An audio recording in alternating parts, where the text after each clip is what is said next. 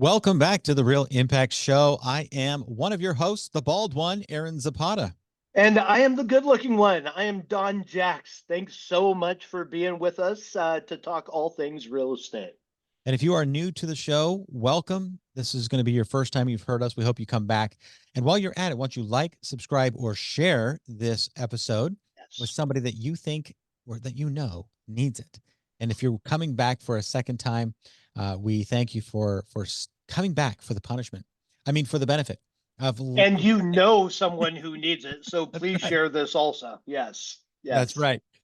We've got a great topic today. We're actually trying to figure out what in the world works today. What's working? What is Well, there's working? one thing with so much noise, Aaron. I mean, what's working? Basics are working. Basics are and still win championships, right? Doing the basics well. And that's what we wanted to talk about today, the basics of the business that actually can win championships, and not a lot of them, just a handful of them. There's only a few things in this business, as we've talked about for years, that really move the needle and set us up for success. And we just want to talk about a few of those today, right? Starting with, and Aaron, my favorite conversation, your favorite conversation about conversations, right? We know we've heard we're supposed to be having conversations in real estate to convert to appointments that turn into dollars and deals and raving fans for us all. And yet, I don't know how many agents a week you ask. How many people did you talk to in the past 7 days? I don't know how many people you ask that question of. I ask that question often, Aaron, and it still to this day shocks me how conversations, the number of people we talk to in this business is still such a small number for most real estate agents out there when it's the lifeblood of all that we do. And the answer is like, oh, I talked to 4 new people this week. I talked to 2 new people this week. I can't imagine why I'm off on my goals, coach. Right? Like it's the same conversation. We hear it, and it's funny because those that aren't off their goal for deals usually aren't off their goal for conversations all that much. And it's pretty incredible how that happens. I So think every agent in that realm and in this regard should figure out one new way per week to get in front of at least 4 or 5 new strangers. Whether it be going to a new coffee shop, whether it be going to a new grocery store, or joining a new networking meeting, or going to a city event that you've never been to, but that they happen all the time, whether it be hosting an online live show or Q&A or webinar, whatever the case may be. Every agent should have at least one opportunity per week to go into an arena to meet more people, that's a to create more great, conversations. easy, simple way to meet new people, to have more conversations. You're making me think also. Someone I used to coach. I don't coach this woman anymore, but she broke her foot. She twisted her ankle, did something that put her in a boot, and she was a door knocker. How do I go talk to people? Her and her daughter, brilliant. Her daughter drove her to the mall, gave her a stack of 50 business cards. Call me when the business cards are gone, mom. Talk to you later. She literally sat on the bench at the mall talking to people about real estate all day long when she couldn't walk and knock like she has been for years. What's your excuse again for the number of people you're not talking to, right? Yeah. It's Were kind of you, interesting. I don't know if you were at the meeting, but um, when we worked back at Century 21, we had gone to an office in Long Beach, and the owner at the time had shared the story about this agent that was now one of her top producing agents. And he said, you know how I knew she was going to be top producer?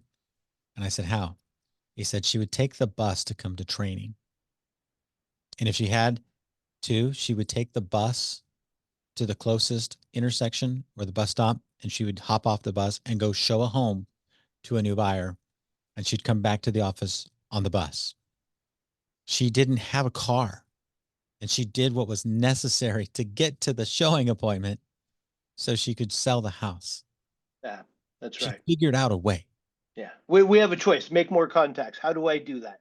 That's right. Not, oh, I don't want to. Oh, that's hard. Oh, I don't like that. How do I do that? There's a way if I'm asking myself the right question. You're Yeah. absolutely right. Are we being resourceful or are we blaming resources or lack of them, right? I like that. Are you being resourceful or are you blaming your lack of resources, right? Yeah, yeah. When you look at your calendar throughout the week, your priorities are revealed. You know, whether or not you keep an actual calendar or you just go from day to day, you know, kind of doing the same old. If that's you, you don't have priorities. You're just letting life happen at its pace, whatever pace that you're letting it happen. And I know that when I'm looking at different meeting opportunities, and I get emails from meetups, from senior communities, from other real estate agents, from investor groups, I get emails and invitations to go meet people. And I look at that and I think, what in my calendar do I need to move in order to go meet new people? So sometimes you're going to have to move your calendar around. It's going to Yeah, be one of those little puzzles that you used to get with one missing piece and the picture sure. was all misarranged, right? It's all out of order and you have to slide the tiles around That's one right. after another until they come into the proper view and you're like, that's what I did it, you know.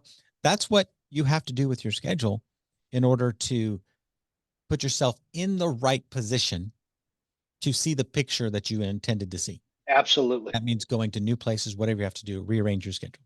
Yeah, I love it. You guys, Aaron and I haven't talked about the list of basics, but no, number one into number two, conversations, finding new people to talk to. Where does it show up on your schedule? And schedule's number two as far as basics, as far as I'm concerned. Aaron and I speak about this one all the time, have for 20 years.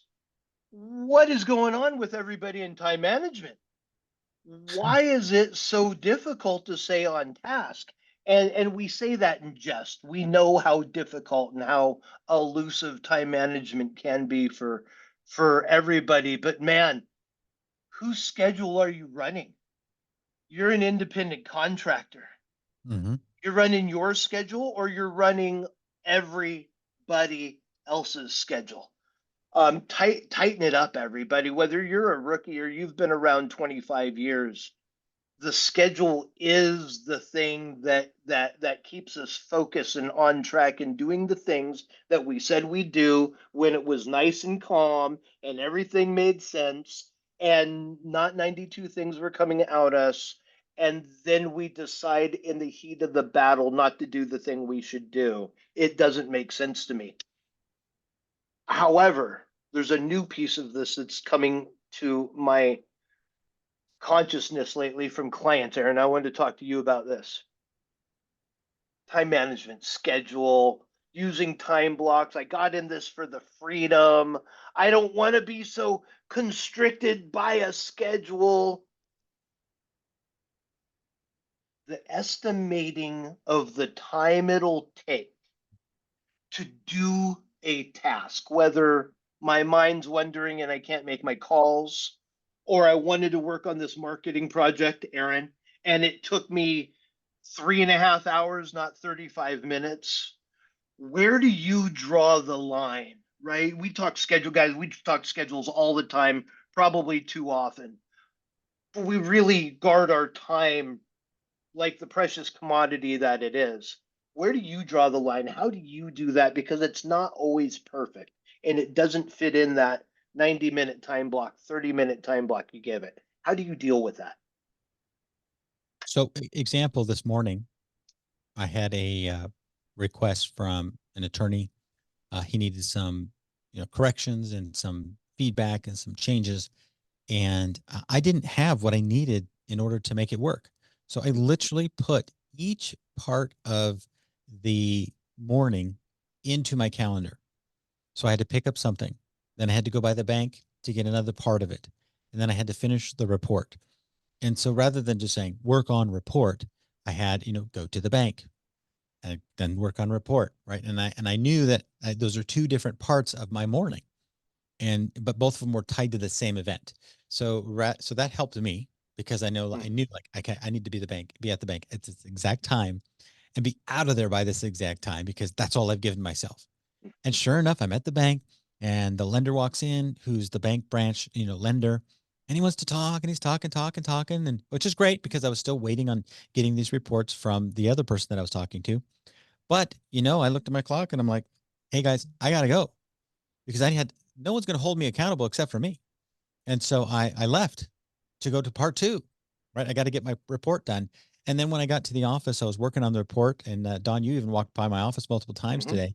And I told you I have not moved my chair. Mm-hmm. And I told you Yeah. I'm working on something big, right? And Mm-hmm. so I just blocked out everything. I didn't check Yeah. my emails. Except for a text from my wife, I pretty much blocked every text message that was coming in and out until I was done with the report. And it took me 2 hours after I got back from the bank. Yeah. And so when something's important, I have to block it out and I have to literally ignore other things. What could I have done in the midst of this? And this is important because if you treat this report that I worked on like prospecting, and your prospecting is as important as this report, here's what I didn't do in that moment. I didn't open escrow, even though I could have because we had one that an offer got accepted this morning. I didn't notify my clients that were opening escrow. I didn't I didn't email back. I had an agent asking me about something else. I didn't respond to them. I didn't update the listing agent on another transaction where my buyer's lender found out that they can't do a loan on this property because the HOA hasn't taken care of their insurance, right? I did not do that during the midst of this. And I've worked with enough agents to know that usually those in our mind become the priorities. Oh, I have to open escrow. I have to notify my clients. I have to notify the other agent that we're running into problems. And they then focus on these tasks that may be urgent, but not time sensitive.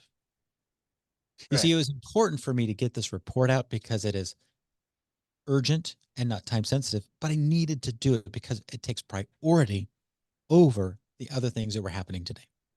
I didn't have lunch until 2 o'clock until 1:30 in the afternoon because I had priorities.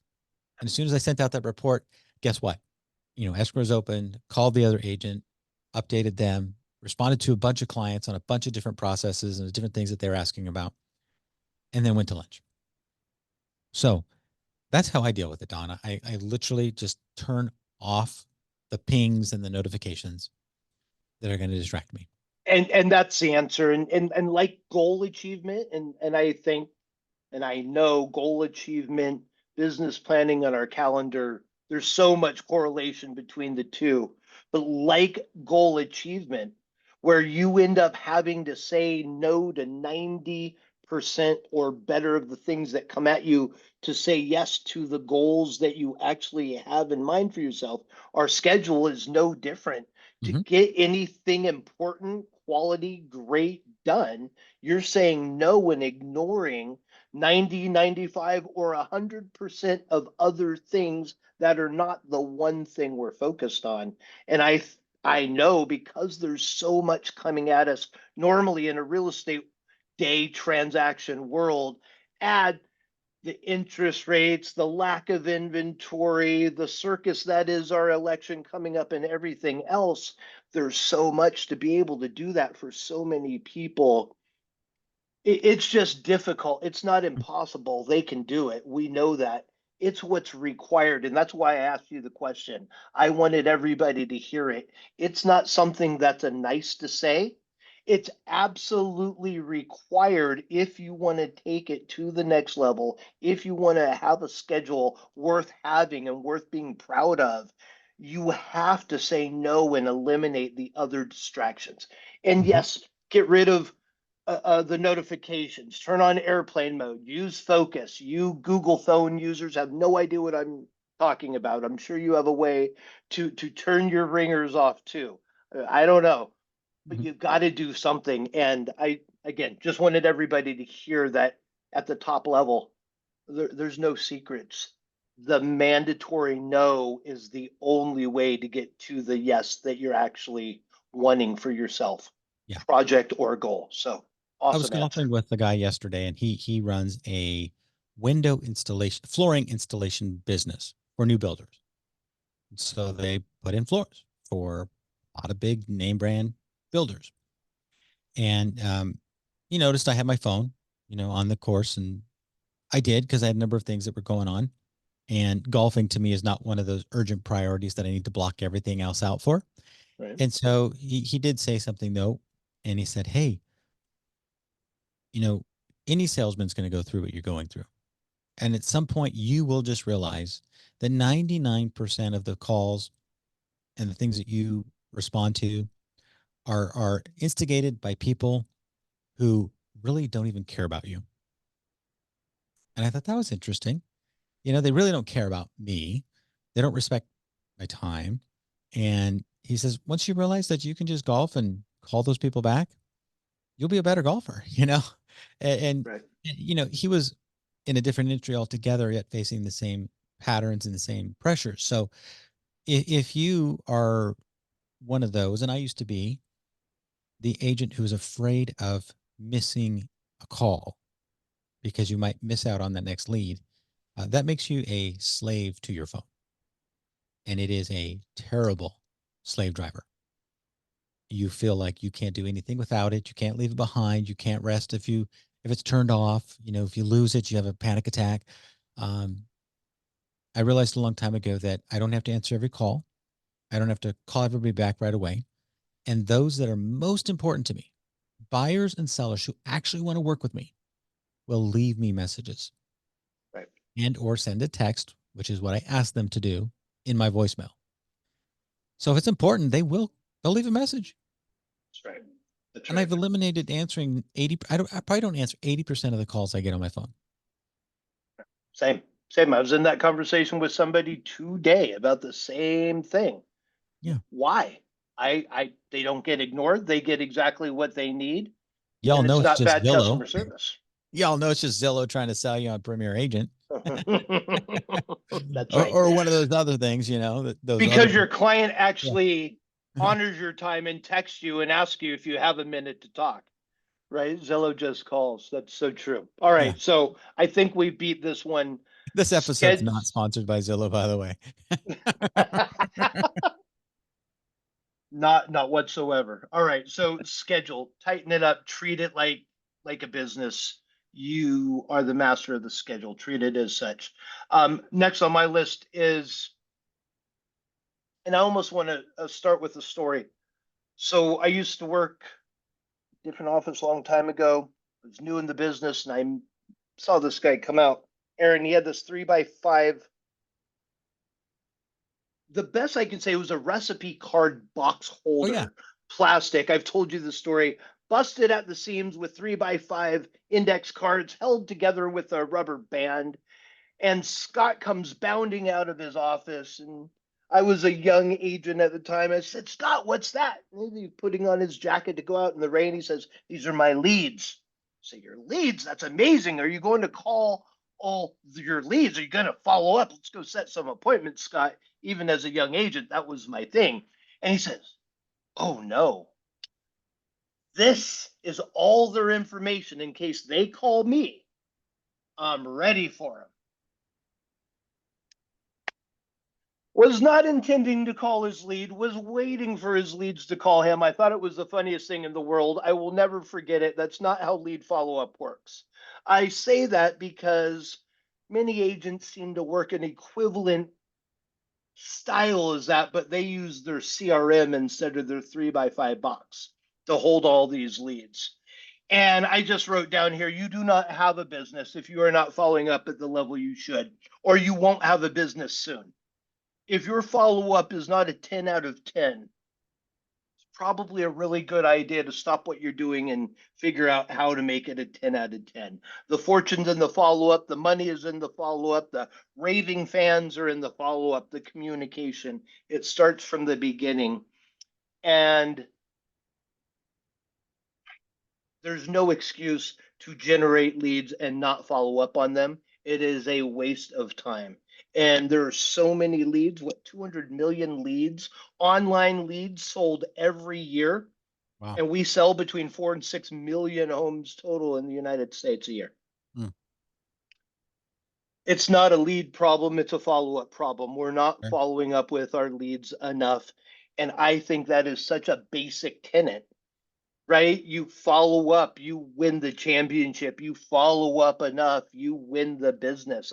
Danny out of Vegas called this guy 41 times. 41 times? 41 times, Ernie never picked up the phone. Let me guess. Does he track and measure?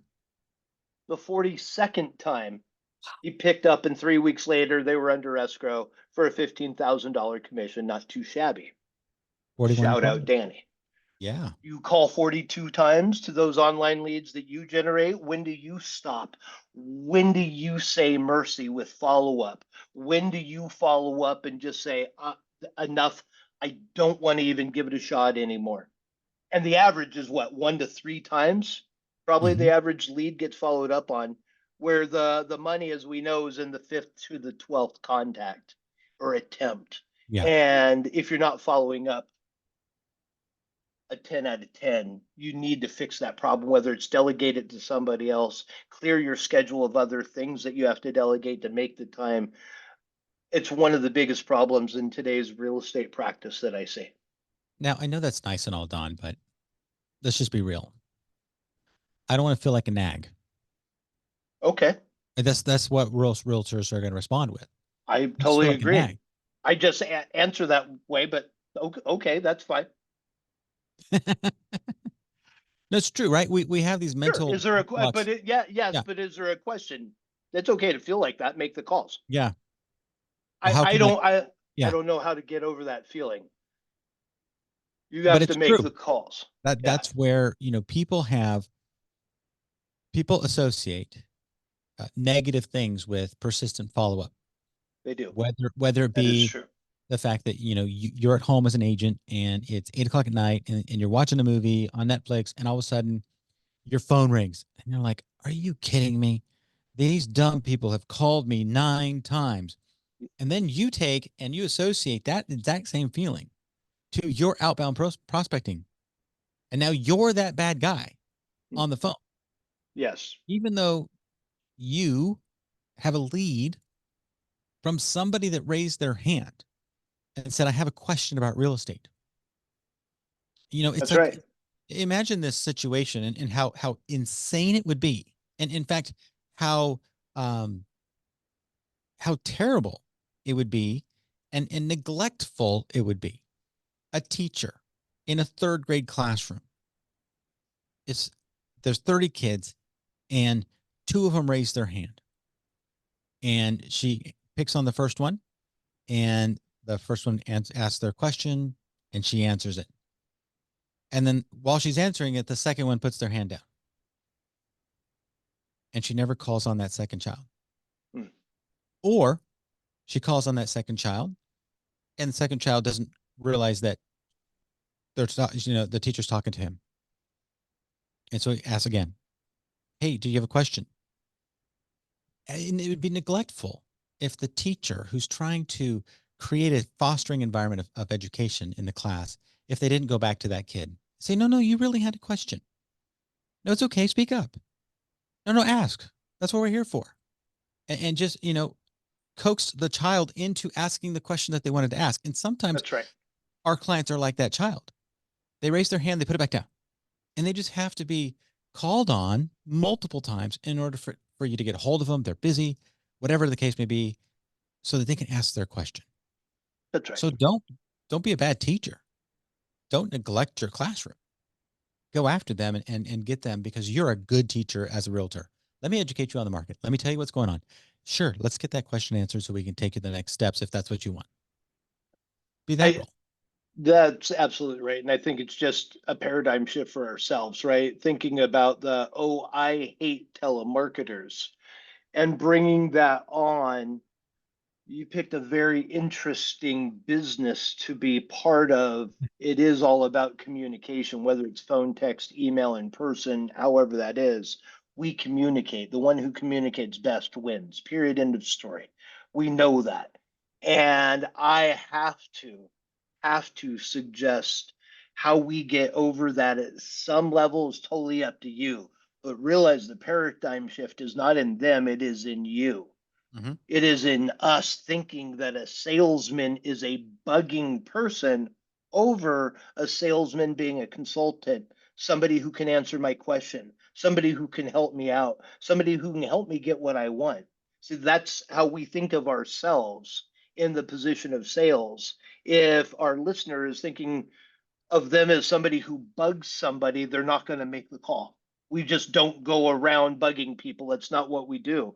But to find somebody we can help, to find somebody who needs our help, I think that puts a different spin on the same thing. So be careful projecting onto yourself that thought process of salesman bad, salesman bugging, right? It's salesman helpful, salesman getting me what I want, salesman answering my questions, being a guide, a steward of the process, not a closer, Right. right? Everybody wants to buy, nobody wants to be sold, comes to mind, but we have to.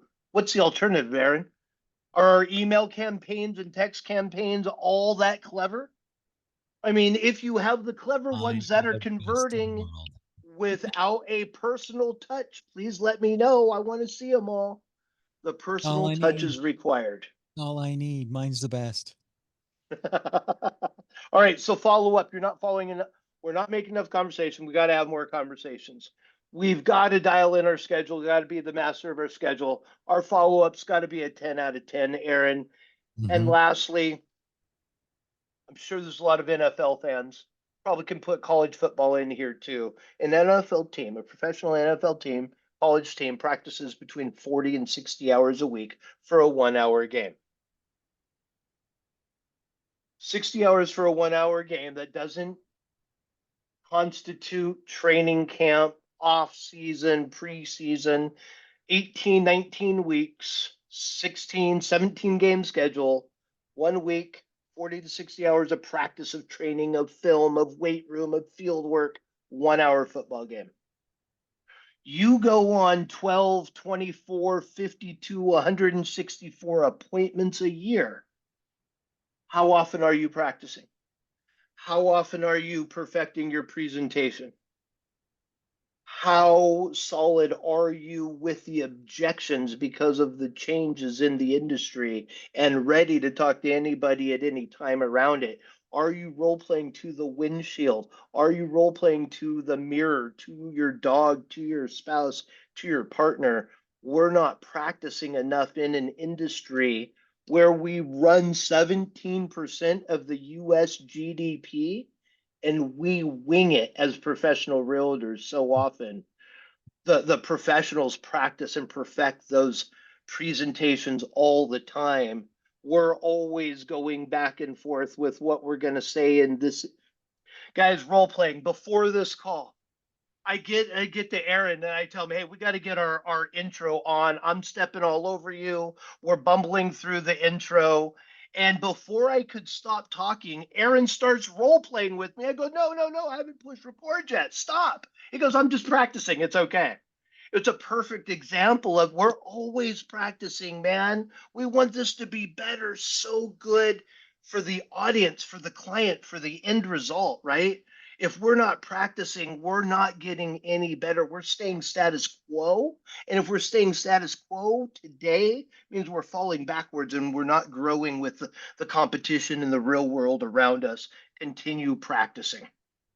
And let's talk about it from this standpoint too, is that you were always practicing. Mm. You just may be practicing poorly and rehearsing terrible habits On your clients. on your clients, On your right? clients. Because Yes. lack of preparedness is preparedness for the wrong thing. You're Right. just preparing to be sloppy and to be, ill equipped to answer the right answer, to answer the questions and to overcome the objectives. You're always practicing. So if you get into Completely. that situation and you have not gone through your listing presentation, you have not reviewed it from the start to finish, done a rehearsal, done anything like that, you're just practicing in person That's in right. live time, and you're going to make mistakes, and you're That's going to look right. foolish.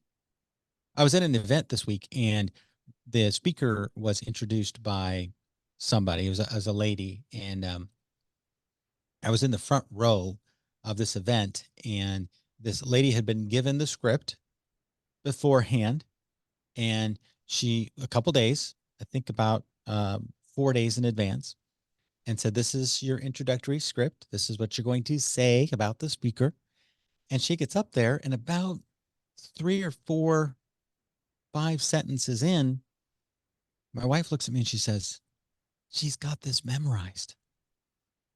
And so I started paying attention because I wasn't looking. I was looking at other stuff because I'm in charge of the event. But, and she, and I looked up and I'm like, sure enough, she's got the entire biography of the speaker completely memorized. And she's saying it from memory. So afterwards, I went up to her and I says, "Hey, Myra, you did a fantastic job. I mean, nobody's ever memorized the introduction to the speaker." And she said this, and this goes along with what we're talking today. She says, "Well, I kept on practicing on my kids. I kept on practicing on my family." And they said to me, "You should just read it, Mom." And she's like, "No, I want to do it perfect." And so I practiced it until I knew it. And I went up there and I had the notes, but I did not read them. How did I do? I'm like, "You did great. It was fantastic." How much And money did she get paid for that, by the way? zero, Yeah, zero, exactly. but it Yeah. made an impression. And so Mm. when you practice your scripts, when you know the answers to the questions that are being asked right now, when you know the numbers, when you've seen the homes, when you've done all that work to go onto a listing presentation or work with a buyer in a buyer presentation, you've done the scripts, you've done the time, you will impress Right. because you're not winging it and you're not looking out into the clouds like, "I wonder what that is." No, you're not making it up. You know the answers. So know your scripts. Ill-prepared salespeople give salespeople bad name. You give 100 sales a bad name. bad name. It's so true, though. A great salesman, maybe even a little entertaining. You're going to have a good time. You're going to learn a lot, and it's going to get you step closer to the goals you want, whether you're buying real estate or solar or fill in the blank. And I think that's what you just said, a little bit of entertainment and a whole lot of knowing what in the world you're talking about. That is mesmerizing to people listening to you. You go in winging it, I don't know, or making it up as you go along, they're going to kick you out of the house. You're not going to get the business, and you don't last long in a business like this for sure Right. Right. with that approach. Yeah. We're professionals. Don, when does the And script start? When does the script start in a hello, exactly when a new hello, client calls you, the script begins in the first conversation. hello. It's your first hello. It's your first inter. That's my best. Who is the Mm-hmm. character? Robin Williams. Um, Mrs. Doubtfire. That's what I was going for. Thank you Hello. very much. Hello. The script It does. It does. begins then and never ends. Yeah. So I was Right. consulting and I was doing consulting work this week with a pizza shop owner, and most of their calls come in for ordering pizza. And I said, "What's the Makes sense. script?" What do you mean? I said, "Well, when they call, what do the people that answer the phone say?" And he's like, "Hello, this is the pizza place. My name's whatever. How can I help you?" I'm like, "Why don't we change it up a little bit? Why don't you?" And they have a tagline like, and it has the name of the pizza place and it says, "You found us," right? And so I said, "Why don't we say that? Why don't we try it tonight?" So he actually tried it that night with his staff, and they saw a bump in the revenue one night. Amazing. Just trying it, right? Your script starts when all my team members would answer their phone, um, and we have to have a receptionist that answered the phone when the phones actually ring. Now they text and call your cell phones, but when they called the office, we would always say, "It's a great day at Impact. How can we help you?"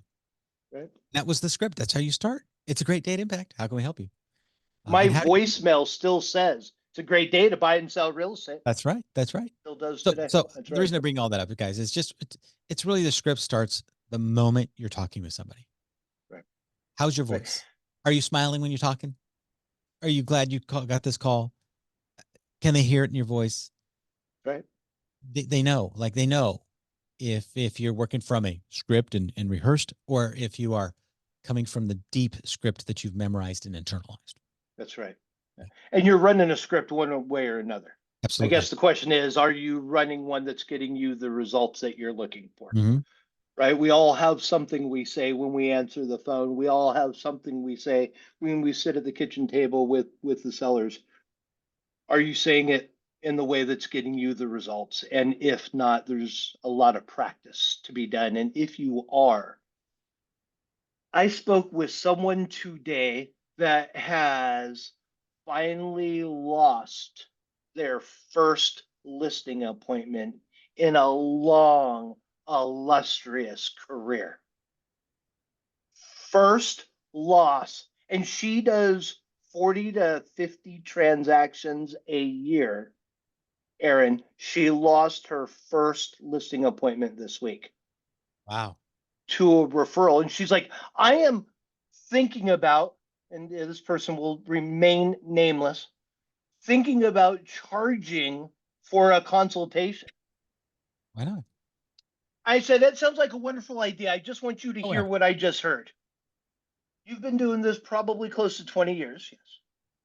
And you sell 40, 50 plus houses a year, yes. You've won every listing appointment you've ever gone on, yes. Number one, you're not going on enough listing appointments. I said that from a coach's point of view. Hmm. Number two, you've lost one, or we could just forget this one, learn from it, and move on and see if we can go another 999 and one. What do you say? Yeah. Yeah. That's a really good idea. That's right. That's a really good. I think that's a great idea too. Let's go. Well, Let's go. because we try to change our script when we lose because we don't know why Yes. we lost. And so you're like, well, maybe I was emphasizing the commission too much. So I'm going to talk less about the commission next time. And then you all of a sudden are like, wait a minute, why didn't you address this when we were, in the process, blah, blah, blah. Or you could say, I was too heavy on open houses. I got to pull back on open houses rather than just being you, knowing what your process is, buyers and sellers, what you take them through, and just saying, this is how we do it here and how I do it on my team. And if it aligns with us and what we're trying to accomplish with you, then I think we're going to be a fantastic relationship. And D, if you're listening, I Oh, still love you. Just go on more appointments. That's all. That's that's right. all. It's okay. Be you. You're just Yeah. not everyone's going to absolutely Yeah. dive with everything we all have to say all the time. That's I love this. okay. Anyway, I So loved it. okay. I love this script. And I learned it at a CRS conference. And they had a lady from Florida and she does listing presentations. She's a listing agent. And it's the South, it's the Bible Belt. And so oftentimes she's at the kitchen table and they will say, well, we need to pray about it. And she has learned a script and she says, that sounds like a fantastic idea. I'll go ahead and start and you can finish. And she's just going to pray with him right there at the table. Yes. She knows it's a delay tactic, and it is. And no offense to anybody that prays, and I am one of them, so I am in that boat. But I have used, I need to pray about it, rather than just saying, you know what, I kind of don't think that's right for me right now. I'm going to say no, and let me kind of figure it out. But we'll use that as an excuse. It's a That's right. platitude most of the time, and sometimes it's sincere. I would say probably 50% or more. It's not.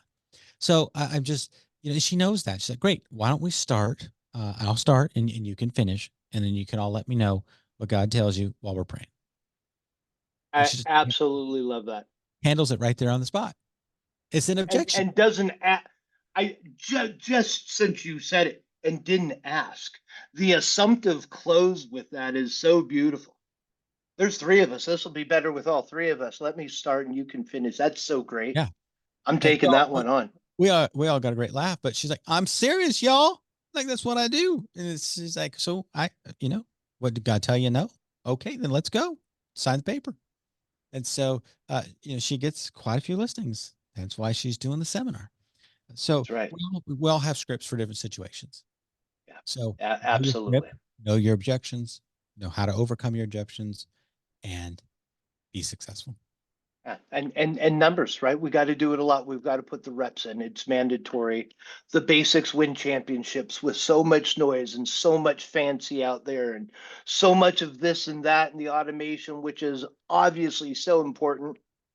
We just wanted to remind y'all of the basics. They're still the basics. They're antiques for a reason, right? Somebody's manufacturing new antiques, run the other way, right? That's not how it works. They've been around a while. These basics win championships still today. Hope you find one or two nuggets that you can put together in your calendar, in your life, and see some rewards because of it. We'd love to hear about it. We enjoy the feedback and to hear the wins along the way of you putting the things we talk about into play and having great success in business and life. And I'm going to end with this that you taught me, Don, because all sports things that I know pretty much came from Don. There are 32 NFL teams that start the year. That's correct, right? 32? We're I still at believe 32? that's the case. Okay. Believe that's the case. Only one wins the Super Bowl. I almost said World Series. Tells you how bad I am with sports. Only one wins the Super Bowl. They all started with the exact same goal. We are going to be champions this year. We are going to win the Super Bowl. We're going to take it all the way. It's not the goal that makes the difference in your success. It's your ability to stick to and follow the plan and to master the basics. So that's what today's show has been all about, because we do know that, as Don said, if you follow the basics, you win championships. Win championships, baby. That's what it's all about. So thanks for To, being. Go ahead. Are we going to end? and now we're going to work on our outro. Hey, put some of this to work.